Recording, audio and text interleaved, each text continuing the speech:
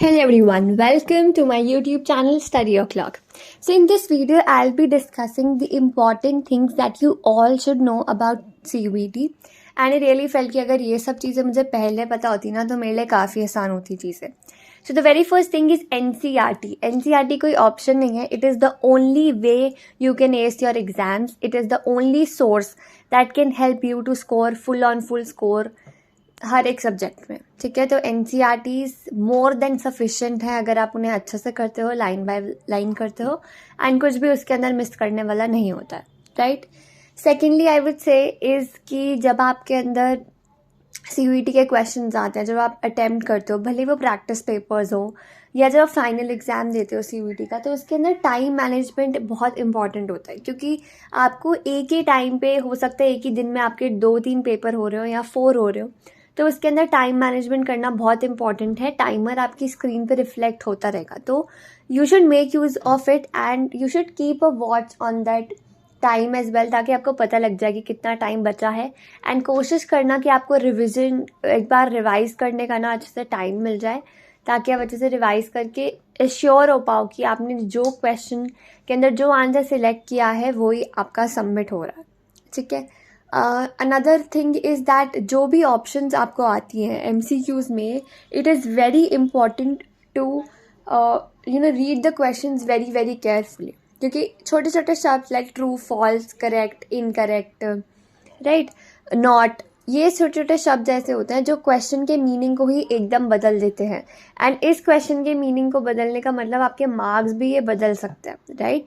सो अच्छे से क्वेश्चन को रीड करो, 1-2 बार पढ़ो, and with full presence of mind you have to read the questions. Right. Another thing is कि आपको पता है कि आपके पास ऑप्शंस होंगी. राइट. तो आपको ऑलमोस्ट लाइक 5-10 क्वेश्चंस छोड़ने की ऑप्शन है हर डोमेन में, हर जनरल टेस्ट वगैरह में भी. तो उसके अंदर you have to choose very wisely. जिस क्वेश्चन में आप कंप्लीटली श्योर हो वही क्वेश्चन को आप अटेम्प्ट करो. जिस क्वेश्चन में आप थोड़े से डाइसी हो उसको मार्क फॉर रिव्यू पे छोड़ो और फिर आगे बढ़ो. एक क्वेश्चन पे इतना टाइम भी नहीं लगाना कि सारा टाइम उसी पे निकल जाए. Just move on with the things. जो क्वेश्चन पक्का आते हैं उनको तो पक्का कर लो, एंड बाकी जो क्वेश्चन हैं उनको आप अपने हिसाब से मार्क फॉर रिव्यू पे छोड़ दो. ठीक है. उसके बाद एक बार आके दोबारा देख लेना. But choosing wisely among the options is very very important. Right. Another thing is CUET में MCQs में क्या होता है कि it is not only hard work that works, but along with that what works is your smart work. So you need to use your smartness wherever you can apply it, right? Because there are various areas, there are various MCQs जिसके अंदर अगर आप smartly भी सोचो ना तो आपका answer निकल सकता है. राइट. जैसे MCQs में मैं हमेशा कहती हूँ, अगर जो भी आपको ऑप्शन दे दी गई है, तो अगर इफ़ यू नो कि A का आंसर 1 है, कन्फर्म्ड आपको पता है, तो जिस ऑप्शन में A का आंसर 1 है उन्हीं ऑप्शन को कंसिडर करो, बाकी को छोड़ दो. सेकेंडली, अगर आपको पता है कि एक B का 2 ऑप्शन में पक्का मैच ही नहीं हो सकता, गलत ही है, तो फिर उस ऑप्शन को आप अपने आप एलिमिनेट करो. सो ये एलिमिनेशन की जो टेक्निक है ना, ये बहुत ज़्यादा यूज़फुल होती है. मैंने खुद भी अपने पेपर्स में अप्लाई करी है और इससे क्वेश्चन मिनटों में निकल आता है और इतना आसान होता है निकालना. ठीक है. ये हो गया स्मार्ट वर्क का. प्लस इसके साथ साथ आपको टाइम पे नोट रखते रहना है. Do not get distracted.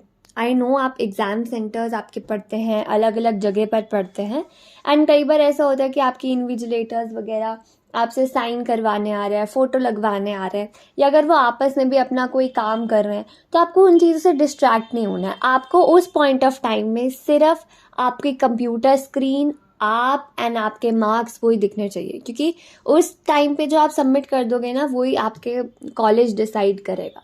So you have to be very focused. Do not get distracted. आपके एग्जाम सेंटर में आपके आसपास क्या हो रहा है आपको उससे कुछ फ़र्क नहीं पड़ना चाहिए. आपका फोकस सिर्फ अपनी कंप्यूटर स्क्रीन और अपने क्वेश्चंस और आंसर्स पर होना चाहिए. ठीक है. आपके आसपास वाले क्या कर रहे हैं, उनके अंदर कोई ग्लिचेस आ रहे हैं कंप्यूटर में या जो भी, just forget about it. Just focus on your question paper and you. ठीक है. अनदर थिंग इज़ MCQs में क्रॉस चेक कर लेना बहुत इंपॉर्टेंट होता है. प्लस आप कंप्यूटर में दे रहे हो तो एक एश्योरेंस होना कि हाँ, जो आपको ऑप्शन सही लगती है आपने वही क्लिक करी है, ये काफ़ी इंपॉर्टेंट हो जाता है. तो please keep try to manage your time in such a way कि आपके पास थोड़ा ऐसा टाइम बच जाए जिसके अंदर आप रिवाइज करके उसको वापस चीज़ों को क्रॉस चेक करो. Another thing is rough sheet जो आपको प्रोवाइड की जाती है उसको यूज़ करने में कोई कंजूसी मत करो। कोई भी चीज़ आपको लगती है कि हाँ आपको शीट पे करने की ज़रूरत है तो उसको उसी टाइम शीट पे करो। न्यूमेरिकल्स वगैरह भी शीट पे करो, अच्छे से सॉल्व करके करो, उसको रीचेक करो एंड देन ही उसको सबमिट करो, ठीक है। अनदर थिंग इज़ दैट जो क्वेश्चन पेपर का ऑर्डर होता है, सपोज आपका एक ही दिन पे English, pol science and psychology का एग्जाम है, so it's in your hands कि आपको क्या पहले करना है, आपको पहले इंग्लिश करना है या पॉल साइंस या psychology. So it's completely dependent upon you कि आपको कैसे अपने आप को लाइक करना है, ठीक है। जैसे मैं बताऊं तो मुझे ऐसा लगता था कि अगर मैं इजी पेपर पहले अटेम्प्ट करूंगी ना तो मेरा कॉन्फिडेंस इंक्रीज हो जाएगा, तो फिर इसलिए मैंने पहले पॉल साइंस किया था ताकि मेरा कॉन्फिडेंस थोड़ा इंक्रीज़ हो एंड देन फिर उसके बाद मैं बाकी सब्जेक्ट्स पे आई थी।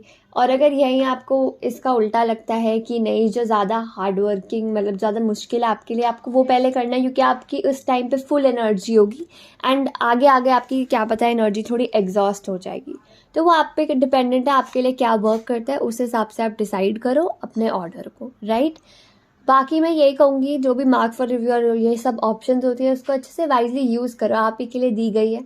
रफ पेपर को भी यूज़ करो, अच्छे से टाइम मैनेजमेंट करो, चॉइसेस के अंदर वाइजली चूज़ करना है and do not get distracted with what ever is happening around you, right.